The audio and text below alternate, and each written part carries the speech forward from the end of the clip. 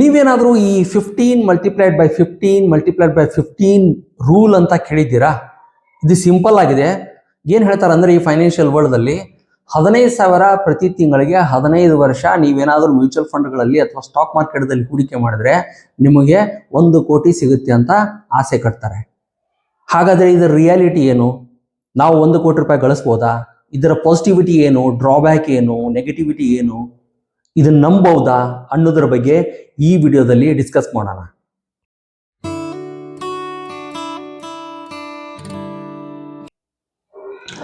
Hi, Basu Nivesh Kannada YouTube ಚಾನಲ್ಗೆ ನಿಮಗೆಲ್ಲರಿಗೂ ಸ್ವಾಗತ. ನಾನು ಆಗಲೇ ಹೇಳಿದ ಹಾಗೆ ಈ 15 × 15 ರೂಲ್ ಅಂದರೆ 15% ಗ್ಯಾರಂಟಿಯಾಗಿ ರಿಟರ್ನ್ ಹಿಡಿದು ಬಿಡ್ತಾರೆ. 15 ಇಯರ್ಸು 15,000 ಪರ್ ಮಂತು, 15% ಪ್ರತಿ ವರ್ಷ ರಿಟರ್ನ್ಸ್ ಆದರೆ 1 ಕೋಟಿ ಆಗುತ್ತೆ. ಕ್ಯಾಲ್ಕುಲೇಷನ್ ಪ್ರಕಾರ ಕರೆಕ್ಟು. ಬಟ್ 15% ರಿಟರ್ನ್ ಗ್ಯಾರಂಟಿಯಾಗಿ ಮ್ಯೂಚುವಲ್ ಫಂಡ್ಗಳಿಂದ ಸಿಗುತ್ತಾ? ಇಲ್ಲಲ್ವಾ? ಯಾಕೆ ಅಂತ ಹೇಳ್ತೀನಿ ಕೇಳಿ. ಇವರೆಲ್ಲರೂ ಏನು ಈ ರೂಲ್ಸ್ ಏನು ಹೇಳ್ತಾ ಇದ್ದಾರಲ್ಲ, 15 × 15 ಏನು ರೂಲ್ಸ್ ಹೇಳ್ತಾ ಇದ್ದಾರಲ್ಲ, ಇವರೆಲ್ಲರೂ ಏನು ತಿಳ್ಕೊಂಡಿದ್ದಾರೆ ಅಂದರೆ, ನೀವು ಈ 15,000 ರೂಪಾಯಿ ಏನು ಹಾಕ್ತಾ ಇದ್ದಾರಲ್ಲ, ಈ 15,000 ರೂಪಾಯಿನೂ ಹೋಗ್ಬಿಟ್ಟು ನೀವು ಮ್ಯೂಚುವಲ್ ಫಂಡ್ಗಳಲ್ಲಿ ಅಥವಾ ಇಕ್ವಿಟಿ ಮ್ಯೂಚುವಲ್ ಫಂಡ್ಗಳಲ್ಲಿ ಹಾಕಿ ಅಂತ ಹೇಳ್ತಾರೆ. ಮ್ಯೂಚುವಲ್ ಫಂಡ್ಗಳಲ್ಲಿ, ಎಸ್ಪೆಷಲಿ ಇಕ್ವಿಟಿ ಮ್ಯೂಚುವಲ್ ಫಂಡ್ಗಳಲ್ಲಿ ನಿಮ್ಮ ಎಲ್ಲ ದುಡ್ಡನ್ನು ಹಾಕೋದು ತುಂಬಾ ರಿಸ್ಕು. ನಾನು ಅಸೆಟ್ ಅಲೋಕೇಶನ್ ಯಾಕೆ ಮಾಡಬೇಕು ಅಂದರೆ, ನೀವು 100 ರೂಪಾಯಿ ಏನಾದರೂ ಹೂಡಿಕೆ ಮಾಡ್ತಾ ಇದ್ರೆ ಯಾಕೆ ಒಂದೇ ಅಸೆಟ್ ಕ್ಲಾಸ್ಗಳಲ್ಲಿ ನೀವು ಹೂಡಿಕೆ ಮಾಡಬಾರ್ದು ಅನ್ನೋದಕ್ಕೆ ಒಂದು ವಿಡಿಯೋನು ಮಾಡಿದ್ದೀನಿ. ಅದನ್ನು ಡಿಸ್ಕ್ರಿಪ್ಷನ್ ಬಾಕ್ಸಲ್ಲಿ ನಾನು ಲಿಂಕ್ ಶೇರ್ ಮಾಡಿರ್ತೀನಿ, ಅದನ್ನು ನೋಡ್ಬೋದು ನೀವು. ತುಂಬಾ ರಿಸ್ಕಿ. ಯಾವುದೇ ಅಸೆಟ್ ಕ್ಲಾಸ್ಗಳಲ್ಲಿ ಎಲ್ಲ ನಿಮ್ಮ ದುಡ್ಡು ಹೋಗಿ ಹಾಕುವುದು ತುಂಬಾ risky. Whether it may be equity ಆಗಿರ್ಬೋದು, ಗೋಲ್ಡ್ ಆಗಿರ್ಬೋದು, ರಿಯಲ್ ಎಸ್ಟೇಟ್ ಆಗಿರ್ಬೋದು, ಎಲ್ಲೇ ಇರಲಿ, you have to diversify. So ಇಂಥ ಸಿಚುವೇಶನ್ದಲ್ಲಿ ಈ ರೂಲ್ ಮಾಡಿ ನಿಮಗೇನು 1 ಕೋಟಿ ರೂಪಾಯಿ ಬರುತ್ತೆ ಅಂತ ಹೇಳ್ತಾರಲ್ಲ, ಇವರೆಲ್ಲರೂ ಫಸ್ಟ್ ಏನು ಮರೀತಾರಂದ್ರೆ ಅಸೆಟ್ ಅಲೋಕೇಶನ್ ಬಗ್ಗೆ ಮರೆತು ಬಿಡ್ತಾರೆ. ನಿಮ್ಮ ಎಲ್ಲ ದುಡ್ಡನ್ನು ಹೋಗ್ಬಿಟ್ಟು ಸ್ಟಾಕ್ ಮಾರ್ಕೆಟ್ದಲ್ಲಿ ಅಥವಾ ಇಕ್ವಿಟಿ ಮ್ಯೂಚುವಲ್ ಫಂಡ್ದಲ್ಲಿ ಹಾಕಿ, ಹಿಂದೆ 15 ರಿಂದ 20% ರಿಟರ್ನ್ ಬಂದಿದೆ, ಅಷ್ಟೇ ರಿಟರ್ನ್ ಮುಂದೇನು ಬರುತ್ತೆ ಅಂತ ಕತೆ ಕಟ್ಬಿಡ್ತಾರೆ. But it is not right. ನೀವು ಅಸೆಟ್ ಅಲೋಕೇಶನನ್ನು ನೀವು ಫಾಲೋ ಮಾಡಲೇಬೇಕು. ಯಾಕೆ ಅಂತ ಹೇಳ್ತೀನಿ ಕೇಳಿ. ಯಾವ ಅಸೆಟ್ಟು ಚೆನ್ನಾಗಿ ಪರ್ಫಾರ್ಮ್ ಮಾಡುತ್ತೆ ಅನ್ನೋದು ಗೊತ್ತಿಲ್ಲ, ಯಾವಾಗ ಪರ್ಫಾರ್ಮ್ ಮಾಡುತ್ತೆ ಅನ್ನೋದು ಗೊತ್ತಿಲ್ಲ. ಇದಕ್ಕೊಂದು ಕ್ಲಾಸಿಕ್ ಎಕ್ಸಾಂಪಲ್ ಅಂದರೆ ದ ಇಂಟೆಲಿಜೆಂಟ್ ಇನ್ವೆಸ್ಟರ್ ಅಂತ ಒಂದು ಬುಕ್ ಇದೆ. ಇದನ್ನು ಬೆಂಜಮಿನ್ ಗ್ರಹಾಮ್ ಅನ್ನೋರು 1949 ಬರೆದಿದ್ದಾರೆ. ಅಂದರೆ ಆಲ್ಮೋಸ್ಟ್ ಅರೌಂಡ್ 75-76 ವರ್ಷದ ಹಿಂದುಗಡೆನೆ. ಅಲ್ಲಿ ಈ ಚಾಪ್ಟರ್ 4 ಅಂತ ಬಂದಾಗ, ಆ ಚಾಪ್ಟರ್ 4ಗೆ ಈಚ್ ಚಾಪ್ಟರ್ ಆದ ನಂತರ ಜಾಸನ್ ಜವಗ್ ಅನ್ನುವಂಥವ್ರೊಬ್ರು ಕಮೆಂಟ್ ಬರೀತಾ ಹೋಗಿದ್ದಾರೆ. ಈ ಚಾಪ್ಟರ್ ಇಂದ ನಾವೇನು ಕಲಿಬೋದು, ಈ ಚಾಪ್ಟರ್ ಇಂದ ನಾವೇನು ಕಲಿಬೋದು ಅಂತ. ಅಲ್ಲಿ ಅವ್ರು ಏನು ಹೇಳಿದ್ದಾರೆ ಅಂದರೆ, if you want to explore 100% of your money in a stock market, ಒಂದು 2-3 ಕಂಡೀಷನ್ ಕೊಟ್ಟಿದ್ದಾರೆ. ಅದು ತುಂಬಾ ವ್ಯಾಲಿಡ್ ಇದೆ. ಅದ್ರ ಬಗ್ಗೆ ಹೇಳ್ತೀನಿ ಈಗ. 1ನೇ ಕಂಡೀಷನ್ ಅವ್ರು ಏನು ಹೇಳಿದ್ದಾರೆ ಅಂದರೆ, ನಿಮ್ಮ ಹತ್ತಿರ ಅಟ್ಲೀಸ್ಟ್ 12 ತಿಂಗಳ ನಿಮ್ಮ ಮಂತ್ಲಿ ಖರ್ಚಾಗುವಷ್ಟು ಎಮರ್ಜೆನ್ಸಿ ಫಂಡ್ ಇರಬೇಕು. ಅಂದರೆ ನಿಮಗೆ ಇವತ್ತೇ ಇನ್ಕಮ್ ಸ್ಟಾಪ್ ಆದರೆ ನೆಕ್ಸ್ಟ್ 12 ಮಂತು ನೀವು ಸರ್ವೈವ್ ಆಗಲಿಕ್ಕೆ ಎಷ್ಟು ಬೇಕಾಗುತ್ತಲ್ಲ ಅಷ್ಟು ದುಡ್ಡನ್ನು ನೀವು ಫಸ್ಟ್ ಸೈಡ್ ಇಟ್ಟಿರಬೇಕು. 2ನೇ ಕಂಡೀಷನ್ ಅವ್ರು ಏನು ಹೇಳಿದ್ದಾರೆ ಅಂದರೆ, ನಿಮಗೆ ಸ್ಟಾಕ್ ಮಾರ್ಕೆಟ್ದಲ್ಲಿ ಅಟ್ಲೀಸ್ಟ್ 20 ವರ್ಷದ ಎಕ್ಸ್ಪೀರಿಯನ್ಸ್ ಇರಬೇಕು. ನಾನು ಫ್ರೆಶ್ ಆಗಿದ್ದೀನಿ, ನಾನು 4-5 ವರ್ಷದಿಂದ ಇನ್ವೆಸ್ಟ್ ಮಾಡ್ತಾ ಇದ್ದೀನಿ, 2020 ಕೋವಿಡ್ ಮಾರ್ಕೆಟ್ ಕ್ರ್ಯಾಶ್ ಅನ್ನು ನೋಡಿದ್ದೀನಿ, ಈಗ ಆಗ್ತಿರುವಂಥ ಮಾರ್ಕೆಟ್ ಕ್ರ್ಯಾಶ್ ಅನ್ನು ನೋಡ್ತಾ ಇದ್ದೀನಿ. ಸೊ ನಾನು ಎಕ್ಸ್ಪೀರಿಯನ್ಸ್ ಅಂದರೆ no, you are not an experience investor. ಅದ್ರ ಬದಲು ನೀವು ಅಟ್ಲೀಸ್ಟ್ ಒಂದು 3-4 ಮಾರ್ಕೆಟ್ ಕ್ರ್ಯಾಶನ್ನು ನೋಡಿದರೆ ಮಾತ್ರ ನೀವು ಎಕ್ಸ್ಪೀರಿಯನ್ಸ್ ಇನ್ವೆಸ್ಟರು. ಸೊ ಇದರ ಬೇಸ್ ಮೇಲೆ ನೀವು ಅಟ್ಲೀಸ್ಟ್ ಒಂದು 20 ವರ್ಷ ಹೂಡಿಕೆ ಮಾಡಿದ ಅನುಭವ ಇರಬೇಕು ಸ್ಟಾಕ್ ಮಾರ್ಕೆಟ್ದಲ್ಲಿ. ಆವಾಗ ಬೇಕಾದರೆ ನೀವು ಈ ಫುಲ್ 100% ಇಕ್ವಿಟಿಯನ್ನು ಎಕ್ಸ್ಪ್ಲೋರ್ ಮಾಡ್ಬೋದು. 3ನೇ ಕಂಡೀಷನ್ ಅವ್ರು ಏನು ಹೇಳಿದ್ದಾರೆ ಅಂದರೆ, 2000ದಲ್ಲಿ ಮಾರ್ಕೆಟ್ ಕ್ರ್ಯಾಶ್ ಆದಾಗ ನೀವು ದುಡ್ಡು ತಕ್ಕೊಳ್ಳಾರ್ದೆ ದುಡ್ಡನ್ನು ಇನ್ವೆಸ್ಟ್ ಮಾಡಿರಬೇಕು. ಸೊ ಇಂಥ 3-4 ಕಂಡೀಷನ್ ಇದ್ದರೆ ಮಾತ್ರ ನೀವು 100% ಇಕ್ವಿಟಿಯನ್ನು ಎಕ್ಸ್ಪ್ಲೋರ್ ಮಾಡಿ ಅಂತ ಹೇಳಿದ್ದಾರೆ.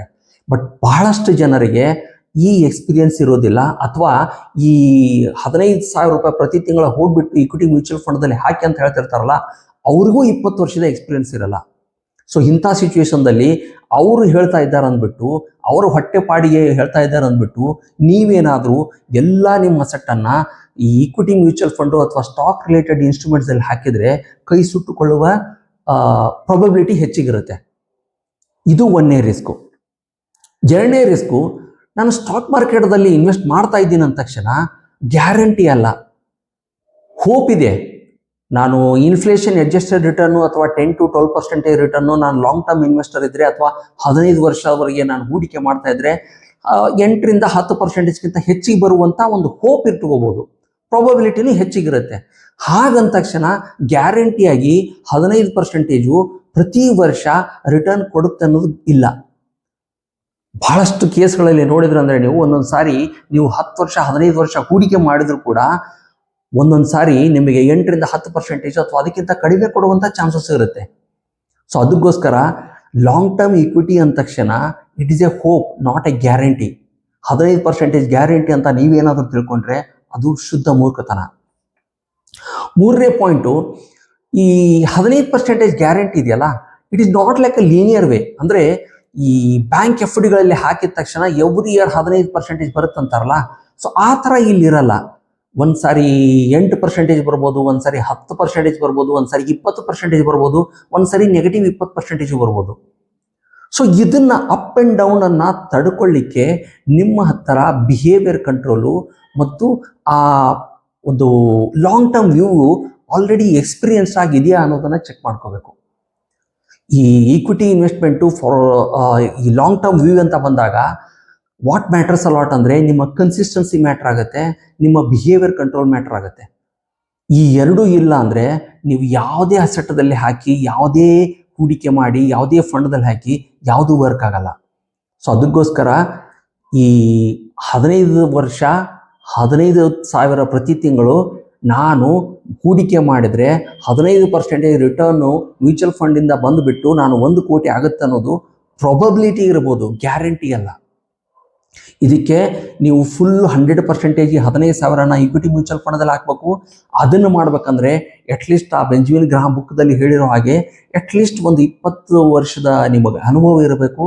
ಅದ್ರ ಜೊತೆಗೆ ನಿಮಗೆ ಕ್ಲಾರಿಟಿ ಇರಬೇಕು, ಈ 15% ಗ್ಯಾರಂಟಿ ಅಲ್ಲ ಅನ್ನೋದು, ಈ 15% ಎವ್ರಿ ಇಯರ್ ರಿಟರ್ನ್ ಬರಲ್ಲ ಅನ್ನೋದು, ಈ 15% ಗ್ಯಾರಂಟಿ ಇಲ್ಲ ಅಂದರೆ ಅಪ್ ಆ್ಯಂಡ್ ಡೌನ್ ಆದಾಗ ನನ್ನ ಬಿಹೇವಿಯರನ್ನು ಹೇಗೆ ಕಂಟ್ರೋಲ್ ಮಾಡ್ಬೇಕು ಅನ್ನೋದು, ಈ ಎಲ್ಲ ಅಂಶಗಳು ನಿಮಗೆ ಗೊತ್ತಿದ್ದು ಆವಾಗಲೂ ಕೂಡ ನೀವು ಎಕ್ಸ್ಪ್ಲೋರ್ ಮಾಡ್ತೇನೆ ಅಂದರೆ ಒಳ್ಳೆಯದು. ಇಲ್ಲ ಅಂದರೆ ಯಾರೋ ಹೇಳಿದ್ದಾರೆ ಅಂದ್ಬಿಟ್ಟು ಪ್ರತಿ ತಿಂಗಳ 15,000 ನಾನು ಹೂಡಿಕೆ ಮಾಡಿದರೆ ಮ್ಯೂಚುವಲ್ ಫಂಡ್ಗಳಲ್ಲಿ 15 ವರ್ಷ ಆದ ನಂತರ ನನಗೆ 1 ಕೋಟಿ ಆಗುತ್ತಂದರೆ ಅದು ಶುದ್ಧ ಸುಳ್ಳು. ಆಗೋ ಚಾನ್ಸಸ್ಸು ಇದೆ, ಆಗಲಾರ್ದಂಥ ಚಾನ್ಸಸ್ಸು ಇದೆ. ಆಗಲಾರ್ದಂಥ ಚಾನ್ಸಸ್ ಆದರೆ ನೀವು ಹೇಗೆ ಮೆಂಟಲಿ ಪ್ರಿಪೇರ್ ಆಗಬೇಕು, ಹೇಗೆ ಅದು ನಿಮ್ಮ ಫೈನಾನ್ಷಿಯಲ್ ಲೈಫಿಗೆ ಇಂಪ್ಯಾಕ್ಟ್ ಆಗುತ್ತೆ ಅನ್ನೋದ್ರ ಬಗ್ಗೆ ಒಂದು ಅರಿವು ಇಟ್ಕೊಂಡ್ಬಿಟ್ಟು ಇನ್ವೆಸ್ಟ್ ಮಾಡೋದು ಒಳ್ಳೆಯದು. Thank you for watching this video.